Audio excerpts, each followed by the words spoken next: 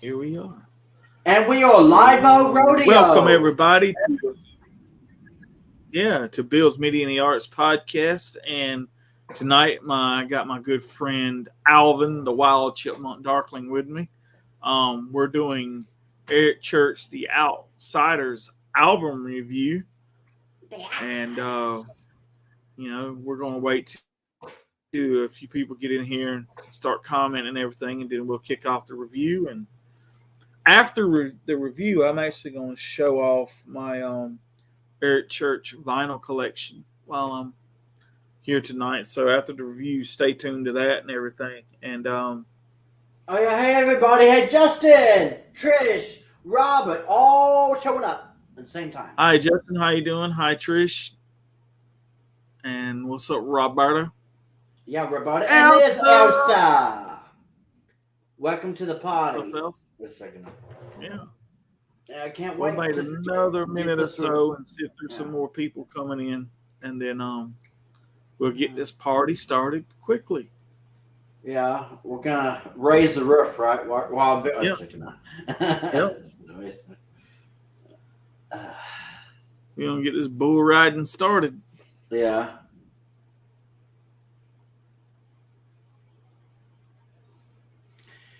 But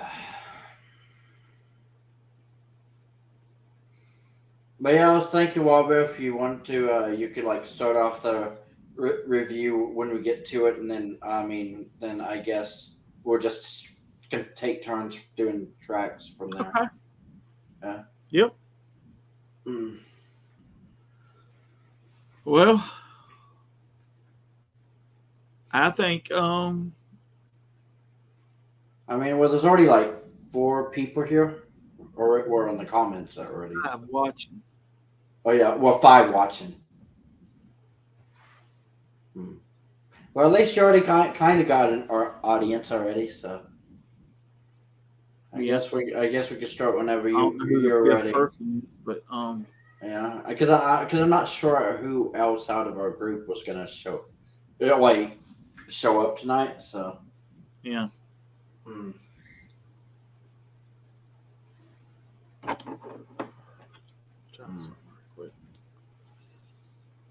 Oh, that's not bad. Anyway, all right. So,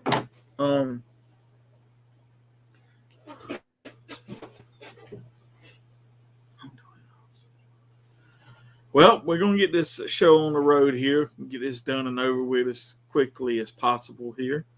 Okay. I'm sure there might be some other things y'all want to do tonight, but we are reviewing Eric Church's The Outsiders album. And I know at least 2 versions of it. There's one that has like the regular standard. I want to say the American release. It has 12 tracks, and then there's an edition that has, I think that was released overseas. The CD version of it has 14 tracks, and this vinyl here actually has 14 tracks. Yeah. This album was released on February 11th, 2014.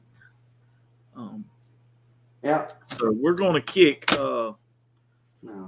this off with the first track called "The Outsiders," which is the title track. Which is the title track to the album, "The Outsiders." And then again, there's the album cover. So yeah.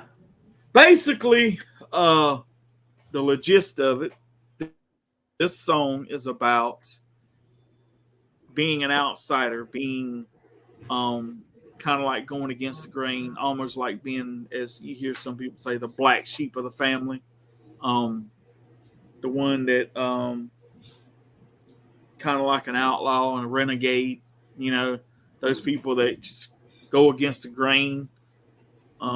Sometimes maybe for no reason at all. That's just who they are. So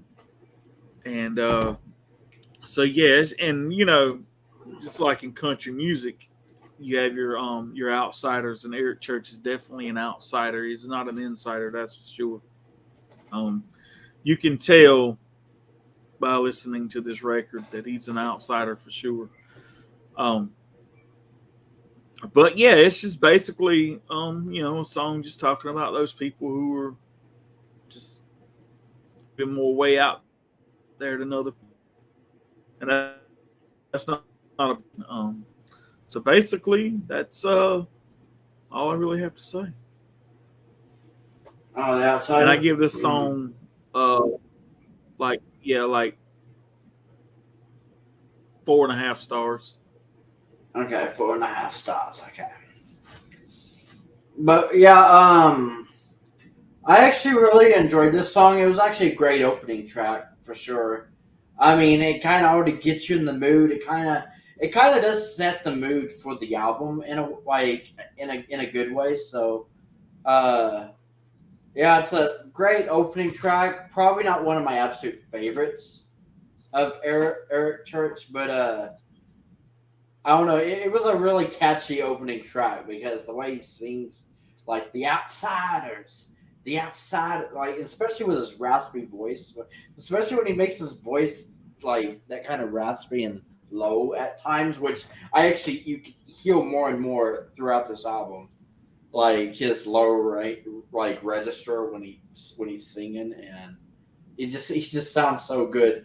But yeah, I give this song probably about 4.5 stars. Like, wow, Bill did. I mean, it's a really good song, really good opening track. Hmm. So, did you want me to move on to track two, Bill? Sure. Yep. Okay, just make sure that we're getting on the right track here. um, Track number two is called "A Man Who Was Gonna Die Young." Now, this is basically a song about a guy who thought he was pretty much full of piss and vinegar, only to wake up one morning and find some gray hairs and thankful for it. Thankful for his wife who helped him live through all he's been through and all he's done. So, which in a way, I feel like this song is actually very relatable. And this was actually the one of the well, pretty much since this track too. This is like one of the first songs on the album when I was listening to it that I actually had to take a moment to listen because the way he sings the song is actually like definitely music to the ears. I just say that much. I love the way he sings the song and the lyrics. Like even the lyrics, I felt. I mean, could be. I mean, or relatable. Not saying I could personally relate to the song, but I mean, just the fact that. I mean, it's not like I'm getting any younger or anything, but I don't know. I love the way he was singing, but my favorite part of the song is actually the last verse where he says, "Call it intuition or call it crazy. Just thought by now I'd be pushing up daisies, but I'll gladly stick around if we're together. So, baby, when you bow your head tonight, could you tell the Lord I've changed my mind and with you I'd like to live forever?" I don't know. I just feel like that's like poetry. Like that just sounds so poetic. So yeah, but yeah, I love the song. It's automatically one of my favorites off this album. Like it was the one that really got me. It's like okay, I definitely need to listen to more what Eric has to say in this on this album because this is such a very storyteller song. Like I was even reading some comments that people were leaving on some of the certain tracks off this album on YouTube, and people kept talking about how great of a storyteller that Eric is, and he definitely has quite a few storytelling songs on this album. So yeah, definitely one of my favorites. 5 stars. I mean for me. So yeah, what's your thoughts, Rob Bill? I like this song, and this song is somewhat relatable to me because we all when we're young, we think we think we're 10 feet tall and bulletproof, that you can't that nothing can touch you, you're kinda untouchable, you know what I'm saying? And you do these wild and crazy things and like a lot of people, man, growing up, I never thought I'd live to see 30. You know what I'm saying? Then when 30 come around, I thought, if I live to see 40, I'm doing good. You know what I'm saying? Now I'm almost 45, and I remember back when I was with my first ex and was telling her one night, I said, I said, if I live to be, you know, 25 or something, I think I'd be doing good. And she would always tell me, don't talk that way. You know what I'm saying? And so it was kind of like, because she was one of those ones who loved someone who thought they were going to die young. You know what I'm saying? And I did a lot of crazy shit when I was younger too, and so it's kind of relatable, and I love this song, just the message behind it, and it's. I've always said, and I'll say this: I think Eric Church is one of the greatest songwriters in country music. He's just so poetic, and he has a way of wording things that just, it brings you to awe sometimes, and I think he's one of the best songwriters in all of Nashville and all of country music, and he writes some stuff that just like really hits you. And so this is one of those songs, and I agree with you, Al. I give it 5 stars. It's awesome. Oh, awesome. Okay, so far, me and Wild Bill, are pretty much in sync with what we've listened to or what we've reviewed so far from the album. So I wonder how much our opinions are going to differ as we go through this record. Okay. So yeah, I guess now starting off with track number 3 called "Cold One." Nice. This is one of my favorite songs off the album. Right. Basically, this song is about a breakup, about a guy and a girl who were camping or something, or sitting beside the lake or by the pond or something, and she just gets up, walks over to the cooler, grabs a beer, and walks straight out of his life. And now he talks about how when he drinks a cold one, he said, I still drink a cold one, but a long neck I won't do, because when I see one sweating, I start sweating too, or whatever. And so it's cool. And he's like, damn. And I love it when he goes, damn, baby, that was a cold one. I never will get back. Why did you have to leave? Why did you have to leave me one beer short of a 12-pack? Because I'm sitting here hanging high in this hell hot summer sun. Damn, baby, that was a cold one. I love that. That is just so awesome. And I could actually see that happening. And I've always kind of thought it was funny. It's like that would be something that would happen to me. You know what I'm saying? Like some girl just get up and walk out of my life and leaves me one, and takes a beer out of my damn cooler and leaves me one beer short of a 12-pack. You know what I'm saying? I'm like, come on now, damn. You know what I'm saying? So actually, by that time, you really have 11 beers left, because if you're already drinking one, you know what I'm saying? Or actually 10 beers, because you're drinking one. She took one. You know what I'm saying? So yeah, I love this song too, and some people may disagree with me, and that's fine. But I give this song 5 stars too. Yeah, I like the song too. I gave it 9 out of 10 stars. Nice. Okay, well, you may not believe this, because this comes from someone who doesn't even drink at all. Like, I don't drink beer, but so I can't relate to it in that I guess extent. But I actually absolutely love this song. This is like, there needs to be more songs like this. Like, because we always hear, because now that I think about it, there's so many breakup songs that come out, and they're always about, oh, boo-hoo, like, you broke my heart, kind of something. Not like, it's always kind of like sappy stuff. Not trying to put a damper on that, because I've been there. Like, I've been brokenhearted before, but the way that Eric is brokenhearted in this song is just so funny to me.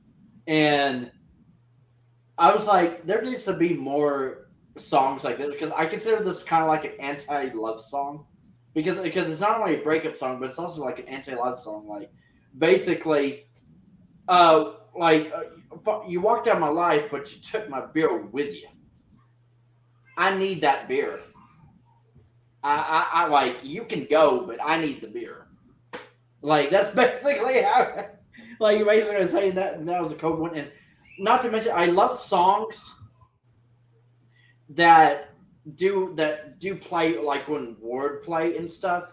It kind of reminds me of when Shania Twain did her album Now back in 2017, and she had that song "Poor Me" on the album, and how she did a wordplay on like "Poor Me" for like being brokenhearted, but also like pour me another drink. And so it's kind of like a very similar thing here. And like Eric Church saying that's a code one, like it's code that she broke up with me like that, but at the same time it's also like you took a code one with you like a beer. I don't know. I just thought that was so funny. So yeah, this song definitely another one of my favorites. I think this song would probably definitely squeeze its way into my top five because I'm still like debating like what songs to fit in my like, top five of this album, but this song is definitely a contender for sure. I love it. It's 5 stars from me, and this is from someone who doesn't even drink, but just the way Eric sung it, just brilliant in my book. So Nice. yeah, so ready to go to track 4. Track 4 called Roller Coaster Ride. Roller coaster ride. Yeah, so you want me to do this one? Review this? Oh one? yeah, yes, sir. I'm Yeah, sorry. yeah. That's your Okay. Oh yeah, roller coaster ride. Track 4. Now this song right here is so relatable. Like I felt I could relate to it, but not in to the extent that I'm like still going through these emotions, but I like been there, done that, and I don't know. It's basically Eric is basically using a roller coaster to describe his feelings of trying to get over a woman. It starts as disco, but turns into a mad psychedelic, like fandango, like throughout. And I love the way he words things and like a click clacking. My heart keeps making an ominous sound. That chain keeps dragging me up just to drop me back down like like like while Bill was just saying that Eric Church is like one of the greatest songwriters, and with a song like that, I can't help but actually agree with him. Because I mean, I don't know, this song I just felt was kind of relatable to me. So this was another song on the album that just really got to me and kind of made me feel things I probably haven't felt in a hot minute, to be honest with you. But I mean, because I've had those kind of emotions run through me in past relationships, like we're back up, we're back down, we're back up, we're back down, like because I mean I've been in a relationship where we made up, broke up, made up, broke up, like it was like continuous. It really was actually like a roller coaster. Now that I think about it, but yeah, I love this song. Not sure if it's actually one of my absolute favorites on the album, but I think I would actually still give this like maybe 4.5 stars. But yeah, I do actually like this song a lot. So it is very relatable. So yeah, what do you think, Wild Bill? Yeah, I just want to add to it that you pretty much said basically everything, but yeah, a relationship, good or bad, whether Yeah, you're with someone or you broke up with someone, can be an emotional roller coaster with a lot of ups and downs, twists and turns, um, yeah, maybe even some loop de loops or whatever. But yeah, yeah, it's just a great song, and like I said, um, I'm going to say this, and I'm fitting to do a comparison, and some people may say I'm wrong again, and that's fine. It's my opinion. yeah, I've always said that Edgar Allan Poe was probably a literary genius when it comes to writing, short stories and stuff like that. Sometimes I begin to think that Eric Church is a lyrics genius when it comes to writing songs because just the the phrases and the way he puts stuff and how he writes stuff. It's bar none some of the best stuff out there. And I will say it. I think it's really shows up in this record, probably maybe more than some other records, but um, I don't know. I think all his records have that, and it's just the he's a great storyteller, and like every time he writes something, you can see yourself in that moment and in that picture or whatever. And I think that that is true with everything he does. And yeah, I like this song. I'll give this song probably like 4 stars because it's a good song. I don't know if it's as strong as some of the other ones, but I like it. That's good. Well, yeah, I guess you can introduce track 5 then, Wild Billy Cow. Okay, track 5 is also one of my favorite songs on this album, and it's called Talladega. And basically, this song is about these guys when they were young, wanting to go to Talladega to see a NASCAR race, and they were talking about if they could fix up their old dad's Winnebago or whatever, they could go or whatever. And then once they get to Talladega, not wanting to leave, wanting to stay in Talladega forever. Being a racing fan, going to the local tracks around the Carolinas here, I kind of have that feeling, although, I never got a chance to go to like Talladega or Daytona, anywhere like that. Not saying that I wouldn't go. I would love to go. But I know the feeling of going there and like wanting to stay and not wanting to leave, and, enjoying every moment of it and then cherishing those memories the older you get. Like I used to remember some of the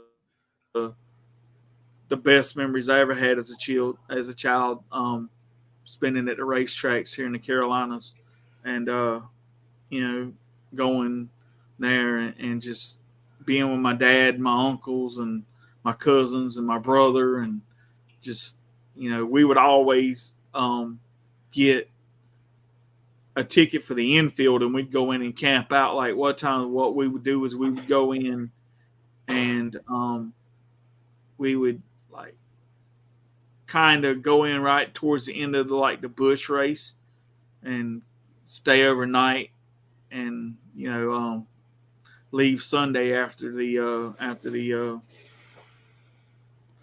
I guess you want to call it the next tail cars or whatever, or anyway, the big boys there.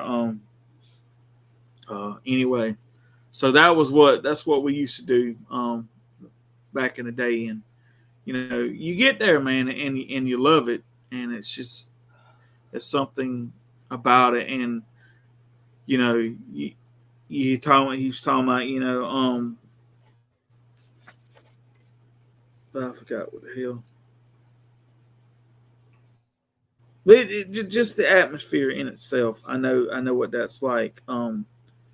So I think this is probably one of the best songs on the album.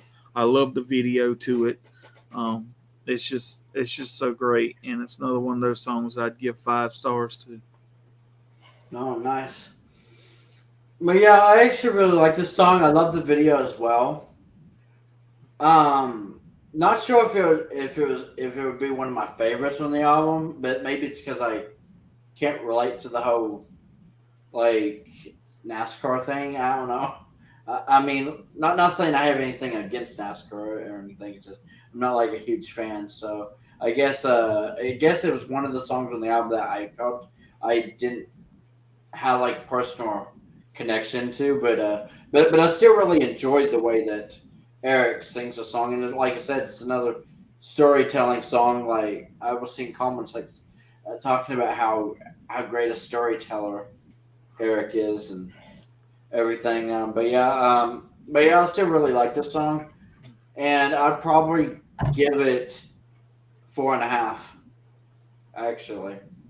No. Because I really enjoyed this album. See, I'll be honest with you. Like, I know we haven't even got through that record yet. Well, but I don't know if you can already see there's a pattern here with what I'm rating like songs. Says it's usually in the like 4.5 or 5 stars that I've given songs so far. Yeah. So, Oh yeah. So yeah, you can definitely tell that I'm still hooked, like hooked line and sinker on this album. So yeah, you ready for me to introduce the next track? Sure enough. Now that the last song that we just covered was one of Wild Bill's favorites. Now we're at another one of my favorites, and I think it's one of the best songs on the album. But maybe it's because I could personally relate to it. And it's another one like kind of been there or done that, been through it kind of song. Because the track 6, it's called Broke Record. And it's basically, the song is about a guy who is completely in love and hypnotized by his girlfriend. Which, in my own personal opinion, like, been there, done that. Like, at least in a past relationship. But yeah, he's annoying his friends by constantly talking about her. Which I'm also guilty of. I've done that. Past relationship myself. Sometimes even after the fact, like she broke my heart, and I'm so glad I'm like past that stage. But yeah, but maybe that's why I can relate to it so much. But yeah, he's like a record stuck on repeat. Not to mention, growing up, that was actually a nickname that my mom actually did give me because I talked a lot. I actually did have the nickname Broken Record when I was a kid, which is weird. I mean, Nice. what you're saying, but I mean, it is actually true. So, but yeah, some believe this is a love song from Eric to his wife Catherine, which I probably definitely agree. This song's just great. Broke Record. I love the way Eric sings it. I love the melody. I love the lyrics. Like, especially when he says things like, "My friends are wearing thin. They're tired of hearing your name. It ain't a healthy thing. This obsession that I'm living." Like, I don't know. I guess it's true what they say that love can make you do crazy things. So, Yep. but yeah, maybe it's because I can personally relate to it myself, and I felt like Eric was, as weird as it sounds. I mean, I felt at that moment that Eric had wrote this song for me in my love life, kind of, because I'm always like all in, like whenever I get in a relationship, which I guess has always been one of my own shortcomings. I guess why it affected me so much when my girlfriend or whoever I'm with like breaks up with me or does something to break my heart. It just really affects me and puts me in a funk, and which in a way, my sister is probably going through something very similar right now in her own relationship. But love the song. Got to give it 5 stars, just right off the bat. Just 5-star song. This song I feel is competing for my number 1 spot, like favorite song on the album. But I mean, but to be honest, there's probably at least one song on this album we haven't got to yet that is probably my number 1 favorite. But this is definitely a close second. I love Broke Record. So yeah, we can go to track number 7 if you're ready, Wild Bill. So now we're getting into the second half of the record. Track number 7 is called Wrecking Ball, and I look now. Maybe I'm wrong, right? But I find this as a love-making song, and it's a song about coming home, being on the road, or being gone for a while, coming home and making love to your wife or whatever it is, and you're in that mood to where you just want to, come on, baby, let's just go at it. Wait. Well, Bill, did you say your opinion on Broke Record? Oh, I just I'm remembered I sorry. started that song. Oh, I'm sorry. Yeah. Yeah, I got kind of carried away there. I No, just I'm sorry. realized I was like, Yeah. like, My bad. So, let me go back yeah, to Broke Record for a minute. Broke Record is a good song. I like it, yeah, and he's right. He I really don't have much more to say than what you said, really. Other than it's just a song him talking. He's being a broke record because he's either always talking about his old lady or his wife or the things he does and what they do is it's always the same thing all the time. And yeah. so, yeah, I give it I'd give it like 4 stars. So Okay, it's a good song. Um, okay. so my bad. I'm sorry. So now we'll jump forward to Wrecking Ball. So anyway, what I was saying was maybe I'm wrong and maybe I'm taking this wrong. Maybe it's my mind going in the wrong direction. But like I said, I see this as a love making song and a guy who's been on the road for a while and come home. Yeah, not the Miley Cyrus song, the Eric Church song, totally Yeah, different yeah, song. yeah. Can you just Yeah, imagine? Yeah, yeah. I dare you to review Miley's song. Well, oh I my was checking god. that. That's like, Anyway, right? So yeah, it's just going home and talking about knocking out the old dirty, and he's talking about hey, let's just go crazy and let's go balls to the wall, and he's talking about let's rock some sheetrock off the walls and stuff like that. Baby, I'm gonna rock you like a wrecking ball. So yeah, sounds like something I'd do. You know what I'm saying? Because I'm just that way. So yeah, unless you have a different opinion of what this song means, I'll let and this is another one of them 5 star songs for me. So okay. I'll let you go ahead and give your opinion. Okay. Where I mean, from what I've read about it online and even listening to it myself, well, I can definitely tell why you would say it. It feels like a love making song. Um, like even looking up the song like online, one noteworthy thing that I saw was actually CMT themselves have actually called the song steamy, sexy, and slow.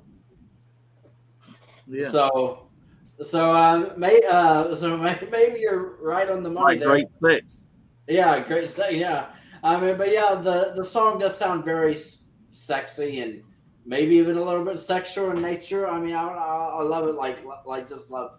I mean, it's definitely a love song. So, yeah, I don't really have much to say about the song, but I mean, I do really like it. I'd probably give this song like 4.5 stars. Not a complete five, but it is still a really good song. Like I said, I mean, most of the songs with this album have just kept making me want to listen to the next one. Like, what else does Eric got to say? So, so yeah. Did you want me to introduce next track, Wild Bill? Yeah. Yep. Okay, yeah. Track 8.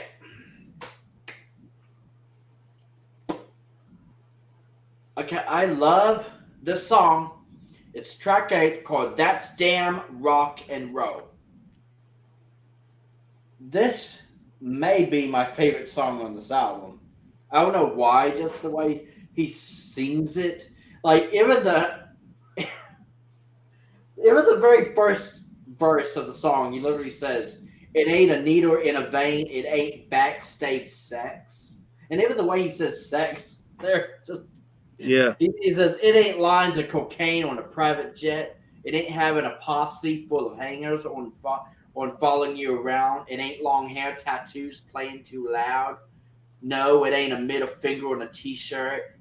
The establishment's trying to sell." But basically, what it says is this song is about how some artists have a screwed up sense of what rock music is all about. But Eric takes them to task and then gives us some examples of what it's really all about. about like rock and roll, and even the way he sings, that's damn rock and roll. Like it's another one of those songs where he's like using like a very deep, raspy voice at times, and I don't know. I just really love it, especially in the verses. And then the chorus comes in, and he's like, "That's damn rock and roll. Give all you got till they ain't nothing left." Like I don't know, it's just a really good song. I love the song. 5 stars. One of the catchiest, in my opinion, it's one of the catchiest songs on the album, even though it is kind of slow paced at times. But I mean, I don't know. I just love the way he sings it.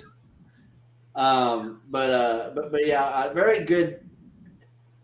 And not to mention, I love songs like that where the artist seems like they're trying, like the artist is trying to like school the audience or the listener, like like here's what you gotta like here's what you gotta know about this particular subject or something, or here's what you gotta do to impress the girl or something, or something. Like I mean, I don't know. I just I love songs like this where the artist writes a song that seems like it's like pretty much a guide or a manual for people to take an account of what something is really about. Like in this case, it's rock music, rock and roll. Like he's basically taking you to school, like or in his case, taking you to church about this is rock and roll. Yeah. So yeah, I love the song. Definitely 5 stars. So what's your thoughts, Wild Bill? Yeah. Basically, this song, you always hear that. You always hear that. That term, sex, drugs, and rock and roll, right? Well, Yeah. to Eric Church, that's not what rock and roll is. And he basically sums this whole song up in just a couple of lines. And when I read this, there's not really a whole lot more than I can say. When he says, Mm. it's a guy with the balls telling the establishment to go to hell. It ain't about the money you make when a record gets sold. It's about doing it for nothing because it lives in your soul. That's damn rock and roll. Um, and basically that's what it is. I mean, it's about like I've always said that those people out here, the true artists are those ones that are the real outlaws, the real like rock and rollers are the ones out there who paved their way the hard way and came up, and it was about not compromising, having that I don't give a shit kind of attitude and fuck the establishment and all that. I'm going to do it my way. And that's pretty much what it is. And that's damn rock and roll. That's not, it's not all people think that rock and roll is all about going out and getting fucked up and trashing hotel rooms and doing stuff like that and doing stupid stuff. That's not rock and roll. Rock and roll is what he said it is in this song. And it's, and that's true, and I believe that, and so I give the song another. It's another one of those 5-star songs for me, and just on a note, he did this song on the awards one night, and he actually did it with Lizzie Hale from Hailstorm, which was an awesome performance or whatever.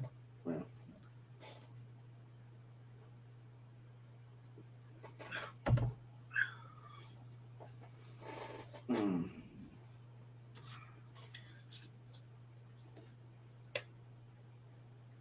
Okay. So you ready? Or so you're gonna do the next track? Yeah. So the next song is called Dark Side, which this is kind of a really slow song, and it's kind of a dark, kind of a really deep song. And it's basically just talking about your dark side, man, and it's talking about how you've done these things, but now you live in a different life, and you're living differently and all that stuff, but you're afraid to let people you're afraid that if your dark side comes out, you're afraid of what people might think and what people might say and all that stuff. because there's a line in here. It says, where it is? I slowed down on the whiskey, came there, always came a point when I have one too many and tear down every wall in the joint. I've got a wife and I got a son. Don't know half the things I've done. And I pray that that's the way it stays. And that's why my dark side don't ever see the light of day. So yeah, it's about, and it's kind of like also like facing your demons in a way, you know. So I mean, I don't have a wife and a son, nothing like that, but I have a pretty dark side. I think everybody does to a certain extent, and there's things you've done and said and stuff like that you just hope that people in this world never see and stuff like that, and those kind of things are hopefully just between you and God. You know what I'm saying? So yeah, I like this song. I like the message behind the song. So I'll give it like 4 stars. I think it's a really good song. But yeah, I like this song. I mean, I like, just like you, Wild Bill, I like the message behind it. And I really like the line that where he says it quite a few times. So I'm assuming it's kind of like the chorus and everything. But I really love it when he says, and that's why my dark side don't ever see the light of day. Yeah. Like that's one of my favorite. Actually, in a way, that's kind of one of my favorite lines, or like from this whole album. But I mean, because I just took like that to heart, I guess, the way he sings it and that line. But yeah, I mean, it is true. I mean, everybody has a dark side, and some people are better at hiding theirs than others. Because I mean, if you just look around, like turn on the news or something, you'll see that there's definitely some people out there that have definitely let their demons get the better of them, and they've caused some chaos out there in the world. Definitely a good song. I love this message, and I love how Eric's basically saying that he rarely is ever gonna like show his like dark side. That it takes a lot to like push his buttons enough to make him do some crazy shit. But even he knows behind closed doors when it's just him alone. Like, I mean, they say when you're alone and you're isolated long enough, you like sometimes you're left alone with just your thoughts, and sometimes your thoughts can like attack you like voices in your head. So I mean, not to bring the mood really down, but I mean, I feel like that's what a lot of people that are depressed like go through. Like, I mean, depression could definitely do that to you. So, but yeah, I love the message behind the song. I'd probably give it like 4 stars. Now thinking about this, probably the only song on the album that I would give like that particular number, like 4 stars, because I mean, I really did enjoy this album, and we only have like 3 songs left anyway. So yeah. But yeah, I love the song. But yeah, 4 stars.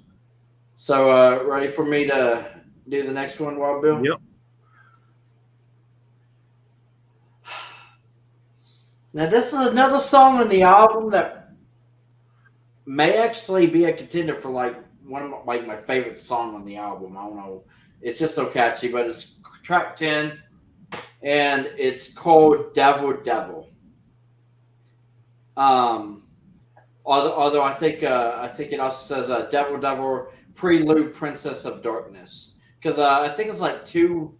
It feels like there's like 2 parts to this song, because the version I'm not sure if it's on all versions of the album, but I know the version I listened to, the song was like 8 minutes long. So Does that sound about right? Wild Bill, it's like 8 Yeah, minutes. something like that. Yeah, Yeah, it's close to it, probably. yeah, it's a pretty long song. But yeah, I love the song.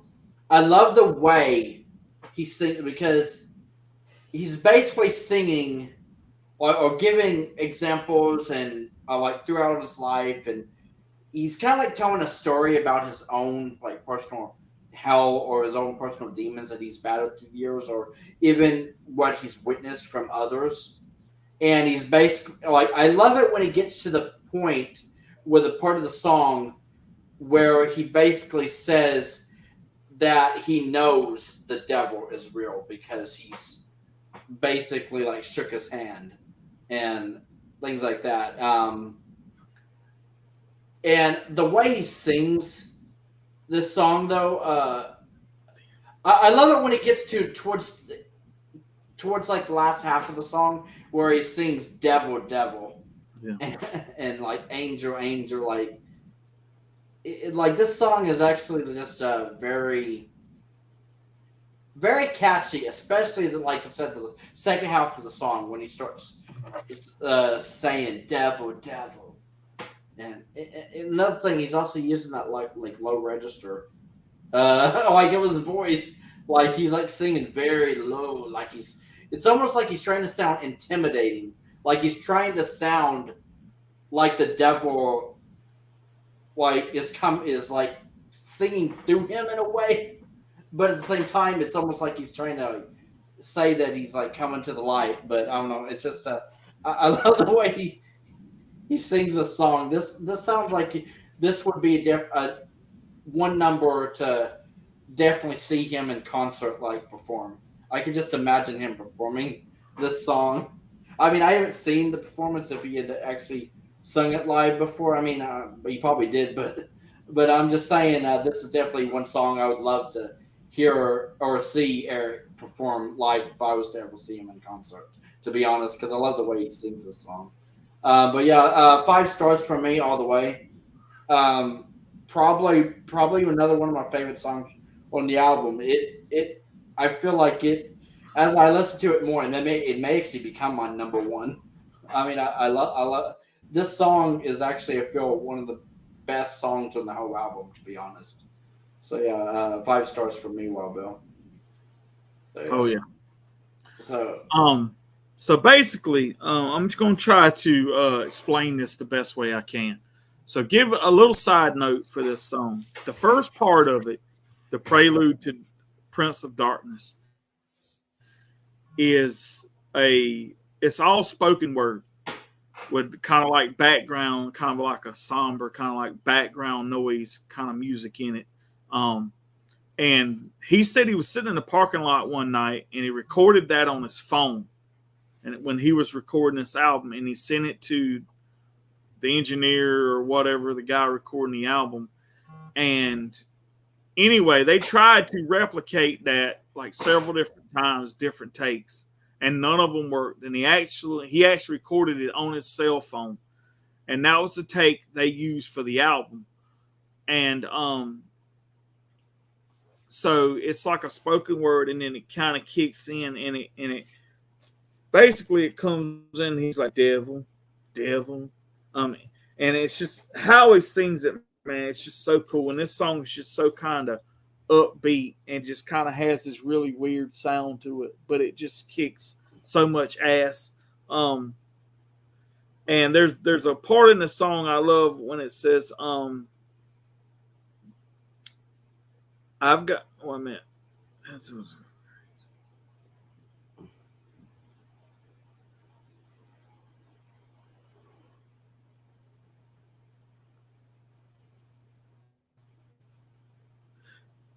He says, okay, crazy as hell. I've been there before. Danger, danger. The way you looking that at me, be careful what you wish for. You might get what you don't need. I'm a brush fire on a drought land in a Santa Ana breeze. Danger, danger. Don't play around with me. Crazy, crazy, calling out my name. I got 1 foot on the platform and the other on a train. So basically, he has this thing where it's kind of like he lives his life on the edge, and that's kind of like what this song is. But also the first part of it was talking about too, about how like I think what everybody kind of goes through when they first get to Nashville and everything, and it's talking about how like you have to sold your soul to the devil almost just to get a record deal or whatever, to get home, get known, get heard, or whatever it is. And now it's like he's like, okay, yeah, now I've got it. Now I'm living my life with like on go all the time, and it's just like I'm living it on the edge, and I'm taking chances, and I'm doing what I want to, and that's who it is. And maybe that's like the devil in him, and the devil's a part of him or something, making him do the things that he's doing. I love this song, and this is probably me. I know without a doubt this is my favorite song off the album. I play this song probably more than any other song on the album. But the funny part is, like he said, like Alvin said, the song's probably about 8 minutes long. Now on the vinyl, they have it cut in 2 different tracks, where actually you can actually play it from where the music actually begins. You can skip the whole spoken word part of it if you want to. Where on the CD, you'd have to fast forward it to that part or whatever. It's all one track. And I kind of think that's pretty cool how they done that on the vinyl. In a way, I kind of wish they'd have done that on the CD too. But then again, it all kind of coincides together. And so that's really cool. But I love this song. Probably my favorite song off the whole album. And it's another one of those songs that gives this album the meaning that it does, The Outsiders. And this is definitely a 5-star song for me. Oh, nice. So we both gave it 5 stars, Wild Bill. Yep. So yeah, I guess you can go to the next track, Wild Billy Goat, which I think is also one of Trish's favorite songs. Yeah, this song is called "Give Me Back My Hometown." Back my hometown. So basically, if anyone has ever moved away from their hometown and ever came back, sometimes things change, and maybe it was a part of your childhood. Maybe you went somewhere, or one of your favorite stores closed down, or whatever it is. Anything, things change, and the older you get, the more your surroundings change. And in this song, he's talking about hold on, sorry y'all. Sit here and drink. All right, basically it's, damn, I love this view. Sit here and drink a few. Main Street in a high school lit up on Friday night. Down there's another touchdown. Man, this year's team is stout. I can hear them going crazy. And up here I am thinking about you sitting there saying, I hate this. I hate it. You couldn't stand living here. Why'd you take it? So basically, I kind of live this song to a certain extent, right? My second ex, she didn't like living here. It wasn't her thing. She was from the north, and she loved it up there more than she did down here. And the more and more we got together, the more she talked about how she disliked it. And I was like, well, why did you stay? Why did you, do all these things if you hated it so much or whatever, right? And every time I came home, it was like a piece of me went away as things changed. And so you would give anything to have back your hometown the way it was, the way you knew it, or whatever, because it was talking about like take the here's my grandfather's watch, here's my high school state jacket, whatever it is, I'd give anything just to give me back my hometown the way it was and before things changed and before maybe even you changed. And it could also be not only just talking about your hometown, but could also be a spiritual kind of thing too. You know what I'm saying? And I love it, and it's a song about change and dealing with change and how some people don't deal with change good, and you would give anything to go back the way things were, and I totally understand that. And another one of my favorite songs off this album, and it's definitely another 5-star for me. Yeah. But yeah, I love this song too, Wild Bill. Give Me Back My Hometown. I also love the video. Yeah. For the song. Because I was watching the video preparing for this viewing. Yeah, I really love this song. And it's another one of the songs that feels kind of like very relatable. But yeah, I don't really have much to say about it. But I mean, it is pretty much a heartbreak song disguised as pretty much a reminiscence. Because, but yeah, I don't know. I really love the chorus though. Give me back my hometown, because this is my hometown, and the catchiest. This is actually one of the catchiest songs. For the simple fact is, after he says, "Because this is my hometown," you hear this, yeah, ooh, yeah. I don't know, it's like very catchy the way with all the yeah-yeahs and the ohs throughout the song. I mean, it's like one of those sing along to country songs, in my opinion. But yeah, I love this song. Probably give it maybe 4.5 stars. I mean, it's not like one of my absolute favorites, but it is pretty up there. This is a really good song. So Nice. yeah. So you ready for me to introduce the last one, the last track? Yep.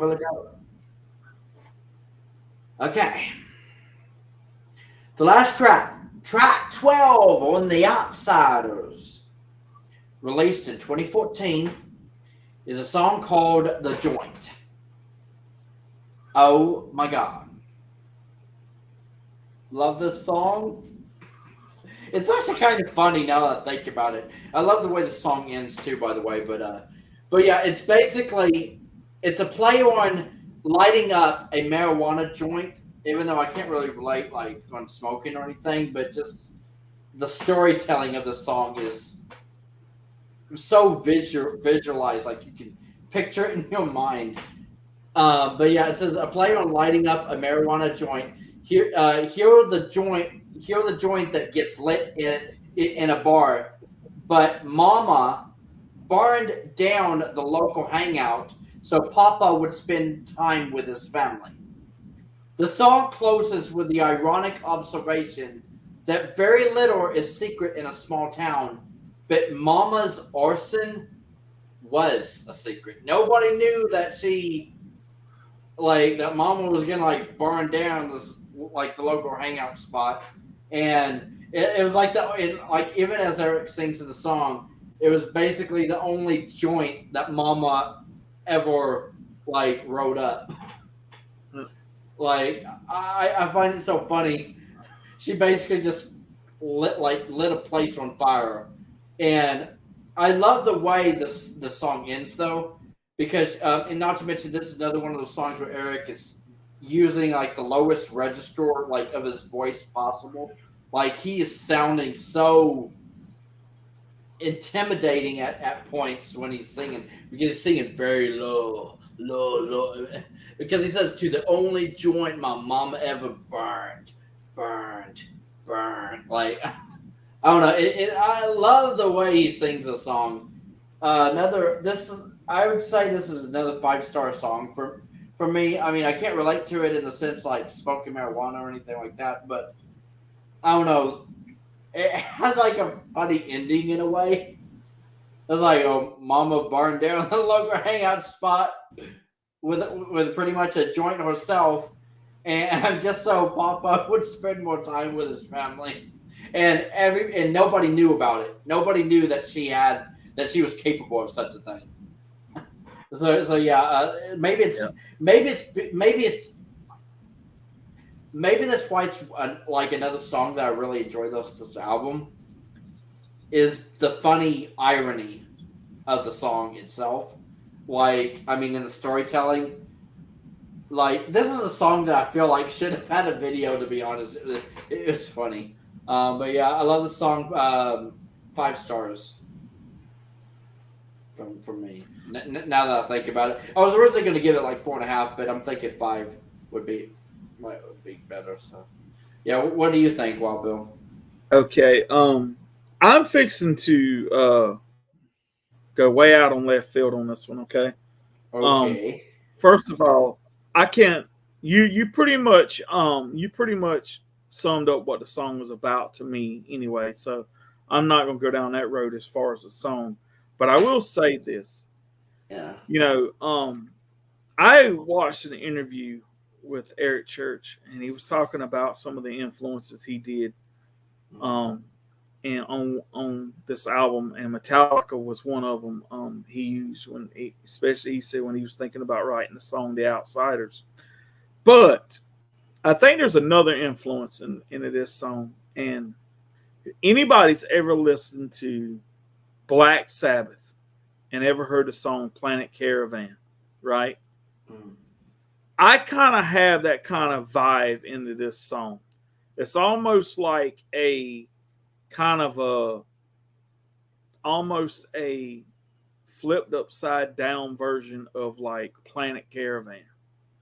If you don't understand what I'm going to, look up, if you can find it on YouTube or something, go listen to this song, The Joint, and then go listen to Planet Caravan. It almost kind of has that same kind of vibe, only it's a little bit different, but I kind of have a feeling that's what he was going for in this song. Something that matter of kind of a thing. And I do believe that on this album, he was influenced by a lot of different artists, making it. You can tell by the way some of the songs sound and everything. So I'm gonna say this, and I mean no dissing on this album. It's probably one of the least songs I listen to on this record. Doesn't make it a bad song. It's just one of those ones that it doesn't really resonate with me, and it's not really catchy enough for me to like listen to over and over again. But that still doesn't make it a bad song. It doesn't make it, it doesn't mean it's not play worthy. You know what I'm saying? I mean, there's not a bad song on this record if you understand what I'm saying. It's just that this song for me, just the way it's done, it kind of throws me off, and kind of throws me in a different mood than the rest of the album does. But like I said, it's kind of almost has this kind of like starry, kind of dreamy, kind of really kind of dark kind of essence to it, almost like Planet Caravan by Black Sabbath. So maybe you'll understand that reference, and maybe I've gone way out on left field on this, and maybe I'm totally wrong when I say that, but that's what I get from it. And because of that, this is one of the songs I'm gonna give it 4 stars, just because it's it's a good song. Like I said, there's not a bad song on this record. It's just not one that I would like pick the CD up and be like, oh, I'm gonna go listen to The Joint. You know what I'm saying? But it's a song that when I play the vinyl, I play the album all the way through, and I play every song on it. So it's not like that, I pick the needle up and move the song. So move it to the next song. So yeah, that's pretty much what I want. That's all I have to say about it. So okay. I give it like 4 stars. Okay. It's not like there's not a song on here that's not worth 4 stars or more. You know what I'm saying? So yeah, and I'll just leave it at that. It is so crazy what you rate songs on like an Eric Church album compared to like a Garth Brooks album. Yeah. Because I remember when we were doing the Garth Brooks reviews, like a few years ago. Like Wild Bill was given some some songs like 2 or 3 stars or something. Yeah. Oh, and then of course Trish actually was given some songs like 1 or 2 stars as well. Yeah. So yeah, it's like I guess Garth can't be as consistent with his music like Eric Church can because Yeah. apparently Eric Church can resonate with you a lot more than Garth can. Wild Bill. But yeah, this was a really good album, Wild Bill. I'm kind of glad that you got me to listen to it because, to be honest, I probably only listened to this album because of us doing the reviews. Because I don't even know if I remember listening to this album when it first came out. Because I mean, I've always been kind of like a casual Eric Church fan, but I've never really been like one of his biggest fans or anything. Like I never really like asked like for like Christmas, like a Christmas present, like, oh, can you get me the new Eric Church album for my birthday or something, or for Christmas? Shame on you. Yeah, like, see, that's one of the only differences between. But I mean, I do love this album. I mean, I guess it is a shame that I kind of missed this album when it was like brand new. But at that point when this album first came out, I think I may have only known about like songs like "Give Me Back My Hometown" and of course "Springsteen," which was actually from his previous album. Yeah. So because those were the songs I was listening to the most back in like 2013, 2014.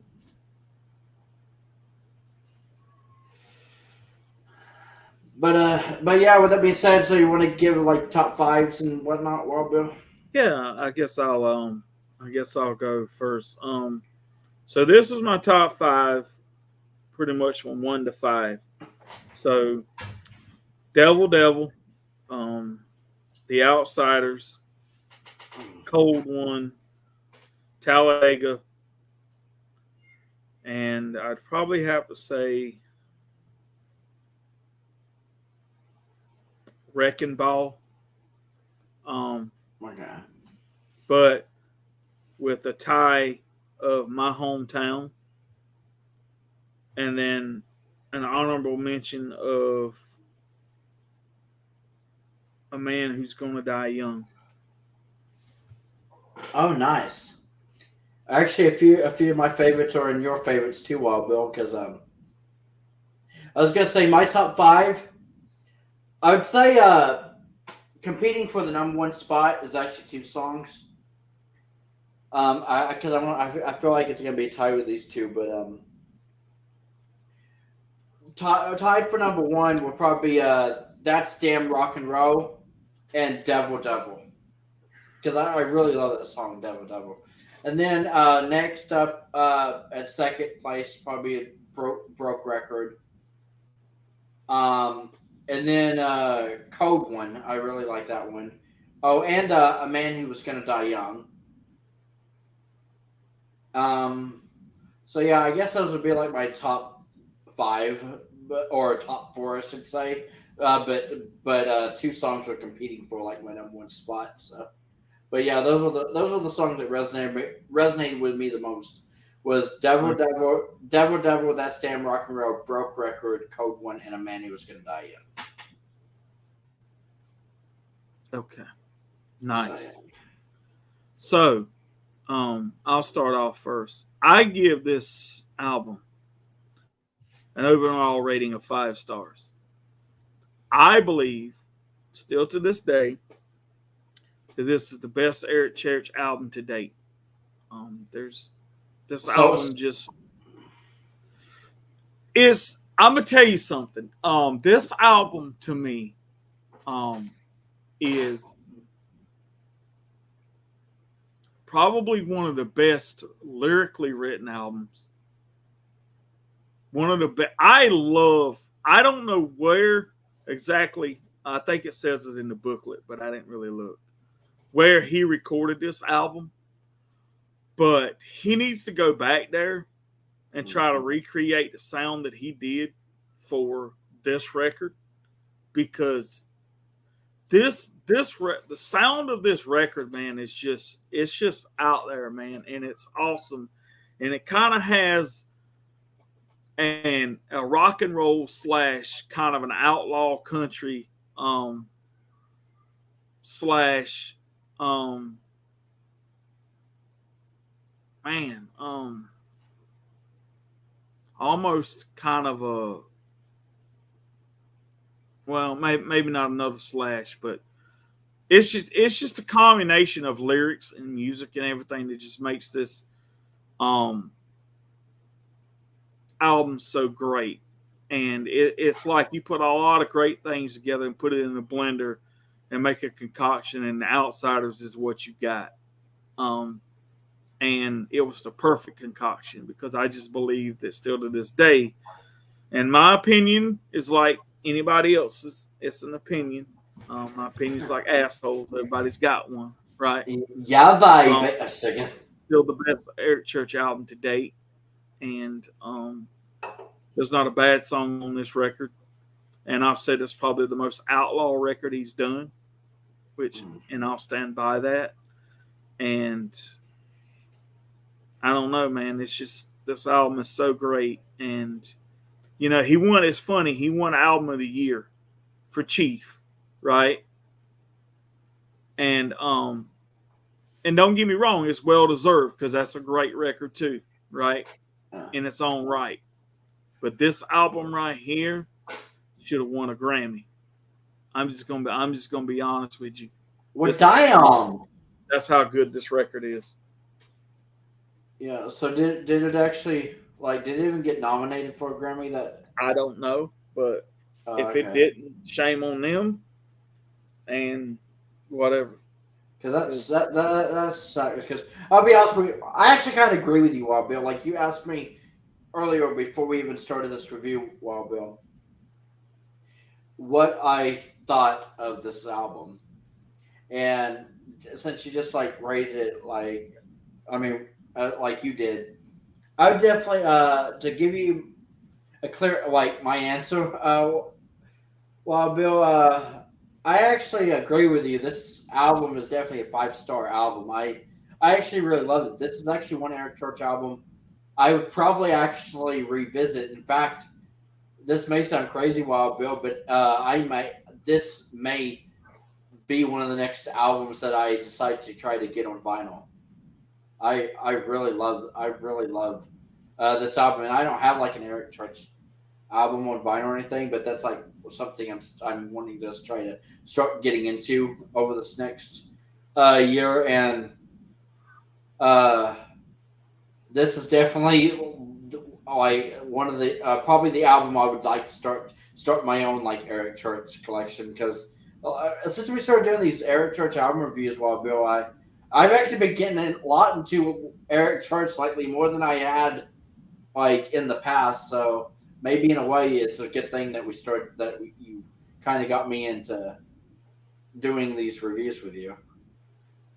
I mean, and if you listen to this album, I gotta be honest with you, I don't know if this thought ever crossed your mind, since you've probably been a fan of Eric Church since his like debut album. So, listening to this album, I'll be honest with you, there was times when I was listening to a certain song in this album, I was like, I can't believe this is the same guy that was singing songs like Guys Like Me and How About You for like on his debut album. Because it sounds, I mean, not saying like he's still showing signs of himself, so you can tell it's still the same person, but you could definitely tell his growth as an artist. Like, his songwriting has gotten a lot better since then, and he's come a long way. Like, so in a way, it almost sounds like it's two different people at that point. Like, there was the old Eric, and then there's like the new current Eric, at least at this time of his career. Yeah. So yeah, so that was just one observation I noticed listening to this album. You could definitely tell that this wasn't his first rodeo, if that makes sense, or his first album. So, but you can understand why now I talk so much about this record. Yeah. And why I love this record so much. Yeah. Yeah, I can definitely tell Waldo. So yeah.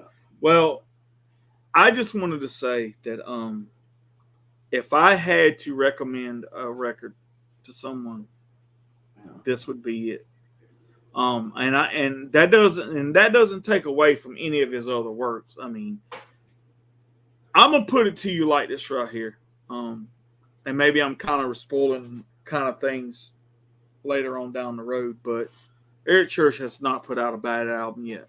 Okay, um, and I think if you definitely like this record, Alvin, you'll Yeah. like the next one we're gonna do. Which Okay. will be next month, and that Okay. album is called Mr. Misunderstood. Okay. Um, and there's kind of a story behind that record. But anyway, that's for a later date. But I wanted to say thank you everybody that showed up. Yeah. Thank you everybody who watched. Um, as far as I'm concerned, that's all I have to say about the Outsiders record, Eric Church's best album to date. Um, and uh, yeah, and if Alvin has anything else to say, I'll let him say it. Then after that, I'm gonna show off my Eric Church vinyl collection. Yeah. I don't really have much more to say. I would just say, like, even though I listen to all kinds of music, I don't have like a specific genre that I'm like hung on to the most. I have noticed one thing that I'll always be a fan of country music though, and even artists like Eric Church, despite any other artist or genre of music that I just happen to like out there. But I don't know if like I feel like a lot of you guys would probably actually agree with me to an extent because there's been songs about it. But I watched a video recently. Someone was doing on YouTube, and it just really took me out of it. Like I was like, and it made me thinking. It made me start to think uh, that net like in my word of advice to all you people out there like listening and watching our review right now on like the Eric Church album. Uh, I don't think I could ever like I don't think I could ever trust anyone who says they don't like country music. Like, in my opinion, that's like a huge red flag. So I was just gonna say, like, don't trust anyone who just flat out would tell you that they don't like country music. They can't stand like the banjo, or they can't stand this and that. Like, and because in my opinion, they actually just have a sucky taste in music.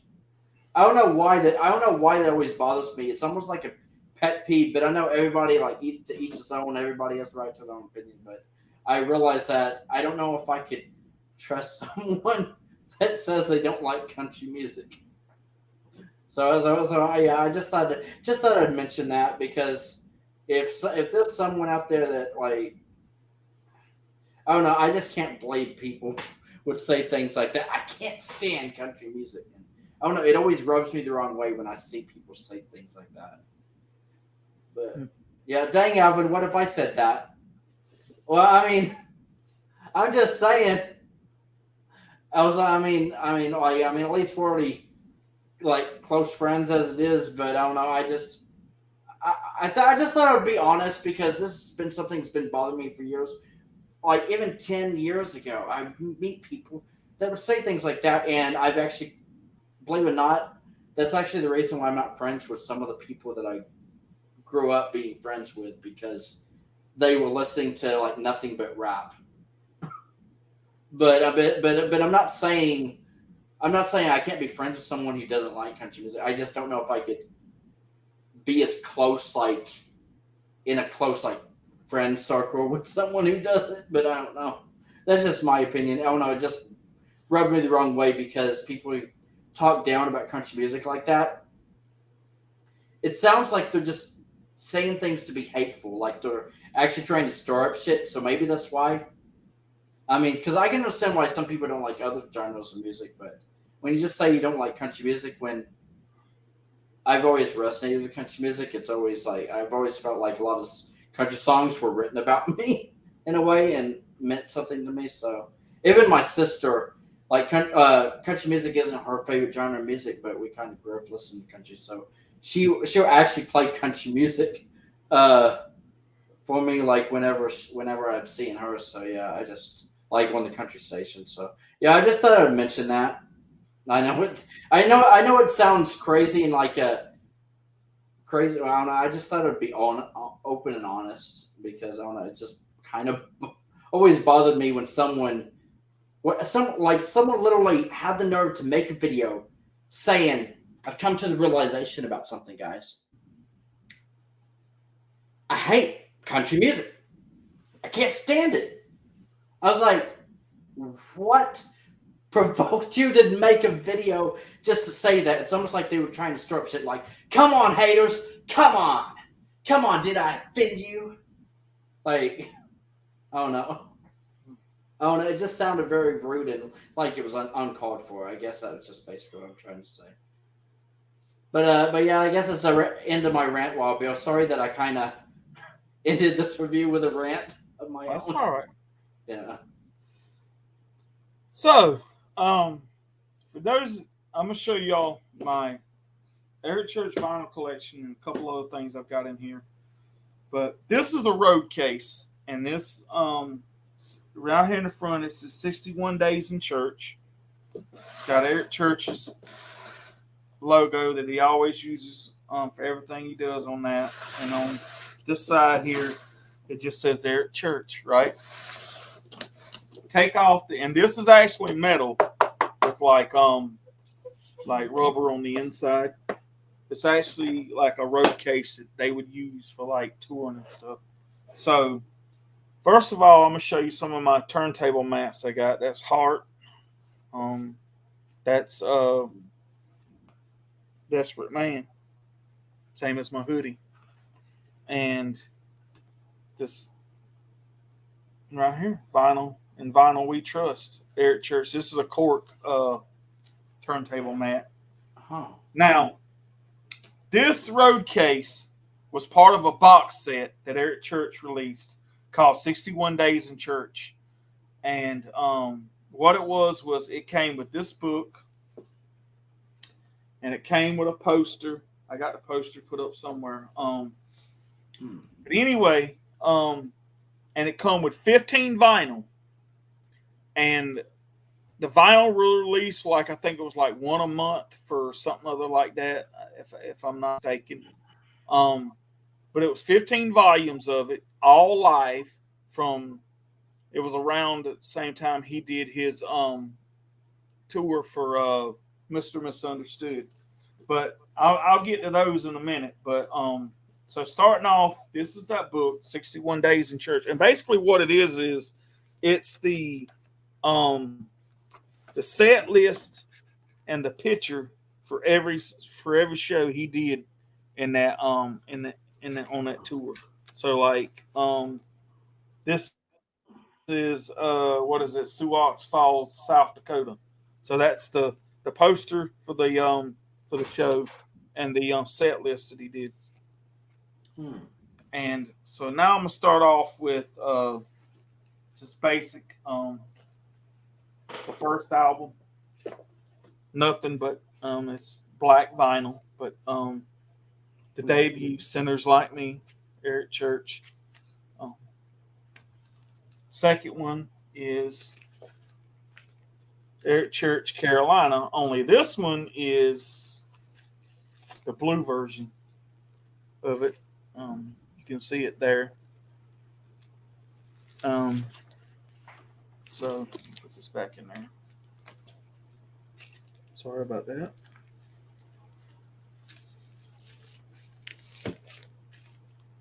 And then you got Chief. And if I'm not mistaken, that's just black vinyl. Black vinyl. Yeah. Black vinyl version of that Chief. So all these albums come together, or did you buy these separately? Because now his actual studio albums I bought separate. Okay. But the ones that come in the box set, it depending on when you bought the box set. If you bought the box set towards the end of the box set run, depending on how late you bought it, like, see what it was you got the road case, the poster, and the book, and I think like one vinyl to first start out, and then like each month or whatever it is, or each couple months or something, a vinyl was released. You get it in the mail.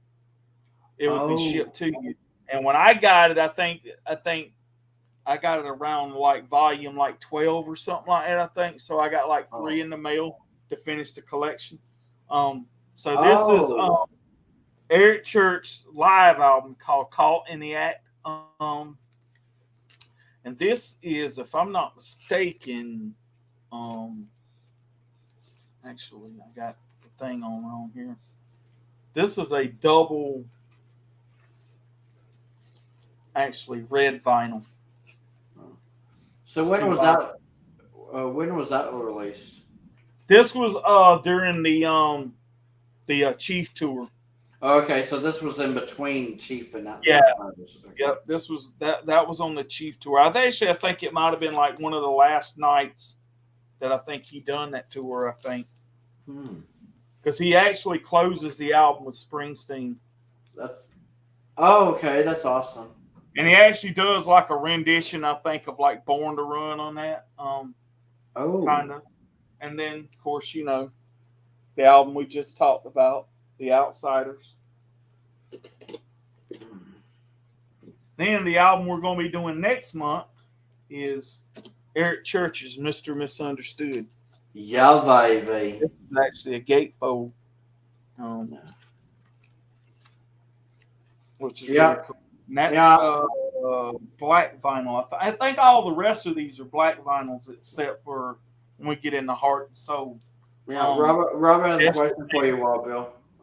So you had to buy the rest to complete? No. When you paid for the set, you paid for everything. It's just they released them individually. Like you didn't get the whole box set at one time. But you paid for the whole box. All right. Basically, it's kind of like pre-order. How you pre-order an album and then you get it when it releases. Well, when you paid for the whole box set, you paid for everything, but you didn't get an album until it was released. That's how it was. Oh. Yep. So Desperate Man. That's actually a gatefold too. And then this wasn't actually released in the box set, but I think this was a Record Store Day release. And this is called 61 Days in Church, the covers. This is a live album that Eric Church done of all cover songs from the box set there. There's 8 songs altogether, which is Better Man, Turn the Page, Dixie Chicken, 6 Days on the Road, Rusty Cage, Allentown, Midnight Rider, and American Woman. Yeah. And Trish said, except for Garth. Yeah, right. Yeah, vibe. Now this is Heart and Soul. If I'm not mistaken, is this the one? Or this is the Heart album. This is the triple album he released. It's Heart and Soul. Heart and Soul. Yeah. So is that still his newest album? Like he hasn't released anything since? Yeah, no, he hasn't released anything since. Okay. Okay, I was just wondering. Yeah. So this is Heart. Yeah. Just a regular black version. Okay. And which is this was only released. The only way you could originally get this at first was through the fan club. Yeah. And you had to be a paid member of the fan club. And this is the white edition. Yeah. Didn't he just release that album on digital not too long ago? Yeah. On CD, yeah. Yeah, on CD. White version. Yeah. Because I think it's already on like Spotify and Apple Music now. Like the album. So Originally, it was only released on vinyl in the fan club. Yeah, I remember that was so frustrating. Like, so of getting that album. And then that actually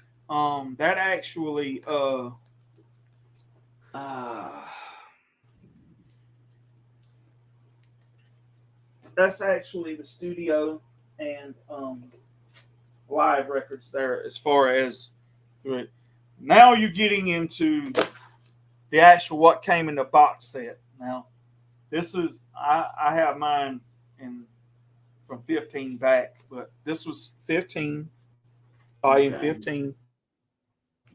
That's what the back looked like. And each one of these is 8 songs on each record. And each one of them has a different cover. So like that's different cover there. And if I'm not mistaken, all of them are shots from the tour. And like these are the posters from the songs. And like, so like this album here, like not every song on this record is from the same show. Like there's 2 songs from St. Louis on here. And then a song from Pennsylvania, Washington, D.C., and Greensboro, North Carolina are the songs that are on this record. And then, so that's like volume 13. Volume 13. And each one, like I said, it has the posters of the shows for the towns that he played in that are on the record. That one there.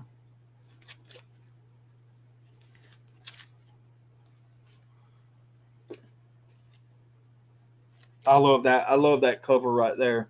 Him in the American flag. Oh yeah. And I'm gonna show you something. This poster right here, that one in the middle there, I actually have that poster. I was at that show. Oh, nice. He did in Buffalo, New York. You talking about a hell of a show? That man played for 3.5 hours. Damn. I didn't know. And he was the only act. Damn. And he played the whole, not at one time, but he played every song off the Mr. Misunderstood album. And so here's there's volume 10.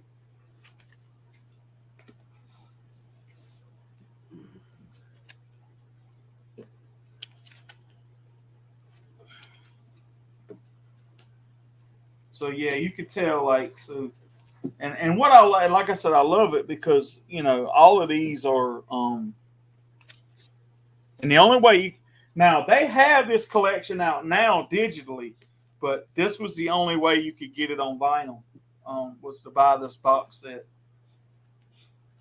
And I'm not revealing how much I paid for it, so you don't need to know that.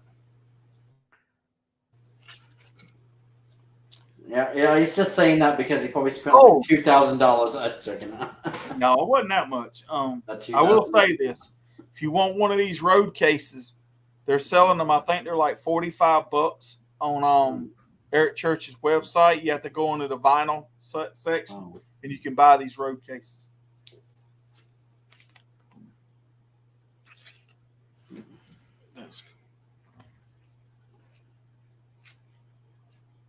Volume 5. Yeah. Back. Robert just said, "The hell you say? Tell us, damn it!" Oh my God. I ain't telling you how much I spent for this. The hell you say?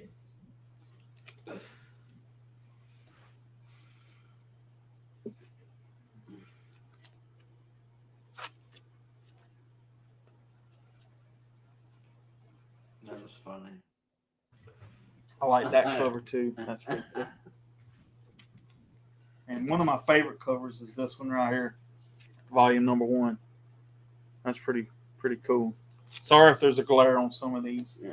Well, now, Robert said, "Well, I already know so." Yeah, I know you. Okay, so now I have some other editions of some of the albums I got. Like, okay, this one is the first album, but on red vinyl, still sealed. The hell you say? The 5th pressing limited edition clear vinyl of Carolina. I have the 3rd pressing limited edition blue vinyl of Chief. I have the 2nd pressing of the Outsiders limited edition red vinyl. And I know someone else who has that. Okay. And this one is the 2nd pressing of Mr. Misunderstood. And it is red vinyl also. And this one is just a extra version of, I forgot how I got this. I think this might have actually come with that set too, I think. They threw, when I ordered it, they were throwing in Desperate Man with it. And I had already had it. So that's how I got it. But that's just regular black vinyl. That's not nothing special. Oh, nothing special. Right here are steel sealed white versions of Heart and Soul from the fan club from the fan club. And then these are 245s I got. This one was released for only for Record Store Day, and it's 2 songs from that tour, which is side A is side A is Mistress Name Music, live from the Pinnacle Bank Arena, Lincoln, Nebraska, January 13th, 2017. And then the back is Holding My Own from Bridgestone Arena, Nashville, Tennessee. And that was released for Record Store Day.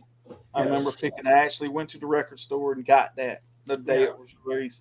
And then this is the single he come out with for Desperate Man, Heart Like a Wheel and Monsters. Yeah. And Damn the Devil, do you see Robert's comment, Bill? Someone on eBay has lost their damn mind.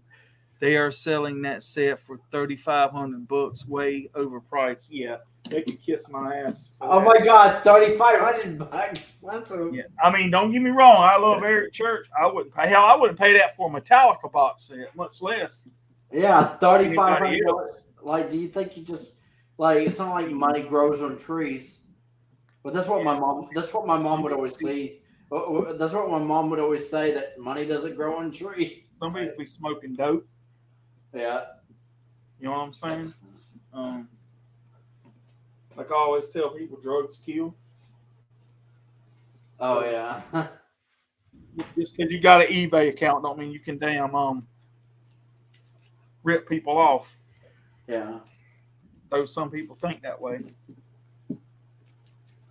But I always say this right here. You can charge whatever you want to for it. Yeah. If you're dumb enough to buy it, then you're stupider than the person selling it. Oh, yeah, true. Yeah, that's the thing. Like, why would you just fork out, like, I don't know, hundreds of dollars or maybe even thousands of dollars on something that you know you should be able to get for a lot cheaper than that? Like, you're already stupid enough to... Like, that's why I don't understand why some people are so careless with their money, I guess. One vinyl he's got out that I don't have, and I wish I had it, and that's the he did live from Red Rocks. The vinyl for that, and you can find it once in a while on eBay, but it goes for god awful money. And like I said, I might have been born at night, but I wasn't born last night, and so yeah, I'm not paying the ridiculous dumbass money they ask for some of that shit on there. Don't get me wrong, I love Eric Church. He's one of my favorite artists of all time, but even I have a limit on what I will and will not pay for some stuff, right? And that's just how I see it. But that's pretty much my Eric Church vinyl collection. But like I said, if you want something to keep your vinyl in, and you like Eric Church, go pick up that road case. It's not really expensive. They actually had a different one of these. They were selling it at FYE one time, and it came with the Desperate Man album and a hat and the road case, but only the road case said Desperate Man instead of 61 Days in Church. Oh. And it was I think $99 or something, I think. But yeah, that's a really cool collection that you got there, Wild Bill. Thank you.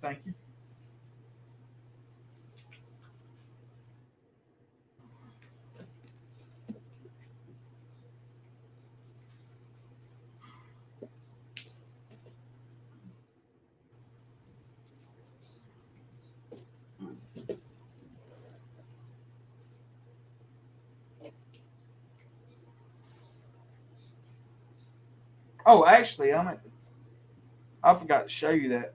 The Heart and Soul, it's the same one. It's just you can either do each side. I meant to show that earlier and I forgot.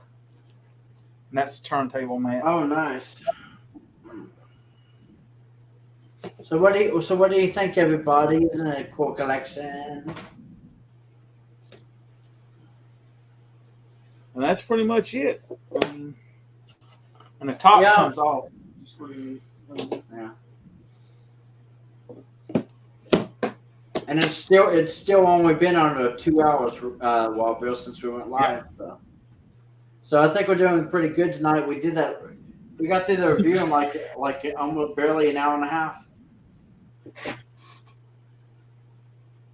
Actually, I think we might have got done with the review more like in an hour and 15 minutes or so. But yeah.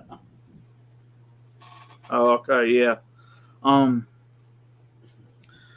But that's pretty much it, guys. That's my Eric Church album review for or our Eric Church album review for The Outsiders. The Outsiders, and this was my vinyl collection of my Eric Church stuff. So this is just waiting for the next Eric Church record. What's the most you'd pay for the Red Rocks vinyl?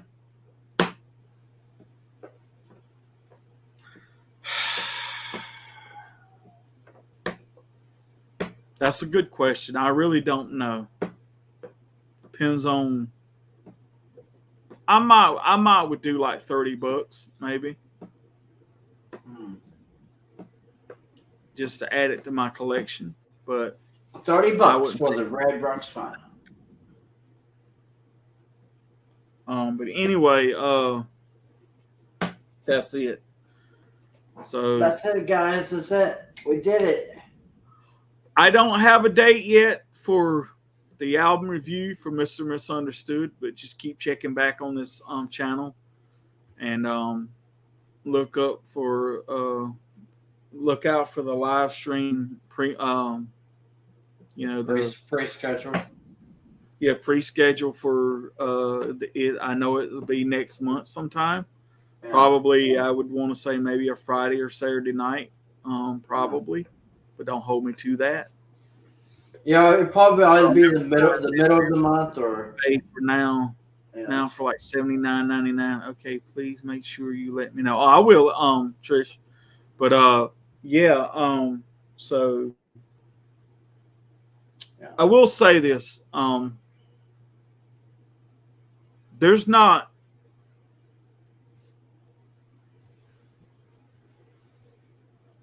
how do I want to say this? I love vinyl, and I'm a vinyl hound, and I collect vinyl, and I love the way vinyl sounds. I think it's the best way to consume music. But vinyl prices have got ridiculous. They have gone. Used to, I remember you could buy a triple disc vinyl set for or a triple vinyl set for around about 30 something bucks. Now they're like 40 and 50 bucks.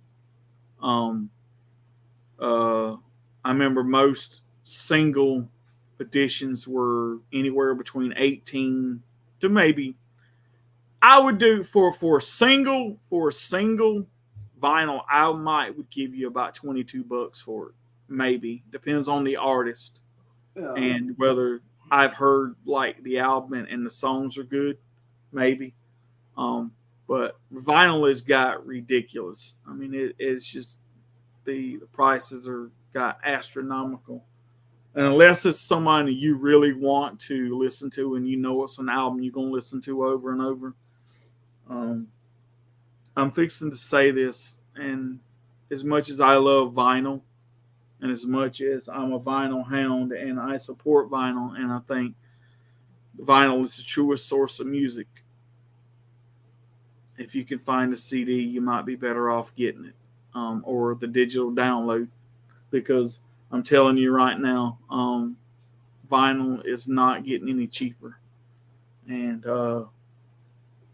I've actually, I've actually turned away from some stuff that I've wanted here in the last few months just because the prices are just crazy.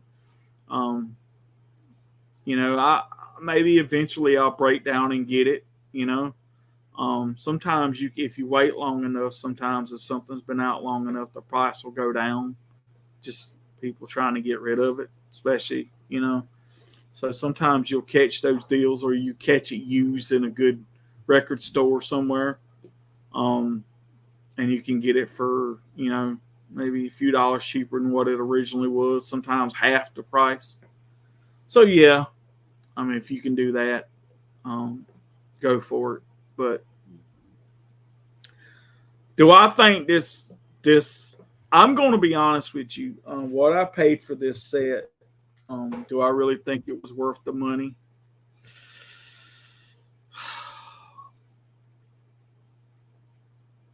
At the time, probably no. Considering vinyl at the time was a little bit cheaper then. But now I could justify the price that I paid for it. Because actually now thinking about it, as much as vinyl has gone up, I probably got a steal of a deal for it, actually. But it was kind of expensive. But going back looking at it now, if you tried to buy this set, it'd probably be twice as much money. So yeah. And for what you got, I mean, you think about it. This is not a flimsy road case. This is metal and all that. So aluminum or whatever you want to call it. So yeah, it's put together sturdy, and this alone is probably worth, I don't know what an actual road case costs, but I've seen them vary online, and some of them run up to $100 just for the road case. So, it just depends. But like I said, I'm not taking any much more people's time. I'm finna end this here soon. But like I said, unless they've sold out of them, you can get this road case on the Eric Church website. Just go into the vinyl collection, and it's in there. But yeah. So that's it. That's all I can say. So I hope everybody has a good night and a blessed night. And we'll catch you later on the flip side. And thank you for watching. And that's pretty much it. Yeah. But I'm glad what you said about vinyls, though, Walter. I'll be honest with you, that's the main reason why I haven't really started like a big collection, even though I'm trying to get into vinyl. It's just I do realize that vinyl prices, because even looking online, they're ridiculous, and like Robert said on eBay, like there's a lot of people trying to sell vinyls or just anything way overpriced. Like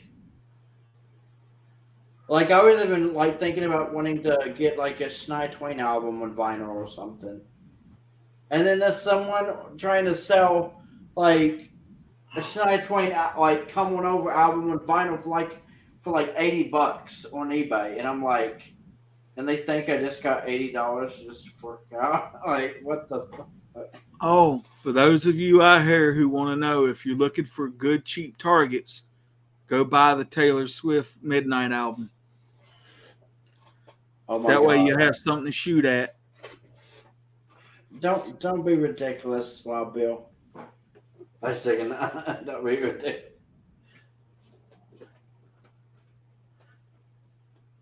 I was thinking, I knew you were gonna try to throw some kind of jab at Taylor this whole like review, Wild Bill. Well, I will say this, since we're talking about Taylor, everybody knows the story. Eric Church got kicked off the Rascal Flatts tour and they picked up Taylor Swift. Well, let me tell you something. Who lost out on that deal? Rascal Flatts did. Yeah. They're no longer doing. Ain't they? Did they break up? Yeah, I think so. Yeah, you should have said don't be stupid since you just talked about Shania. Yeah, don't be stupid. Yeah. That's funny there, Robert, but anyway, so yeah. But that's all I got to say for tonight. Yeah, sure about that, Wild Bill. And for those of you who for the rest of you, I'm doing a stream tomorrow night. Gonna be talking about some stuff, so come join me there on my other channel. You know what channel it is. Yeah. So I'll talk to y'all guys later. Love y'all. Have a good night. Love you guys. See you next month for Mr. Misunderstood. Yeah, Mr. Peace out. Yeah, baby. Eric Church, baby.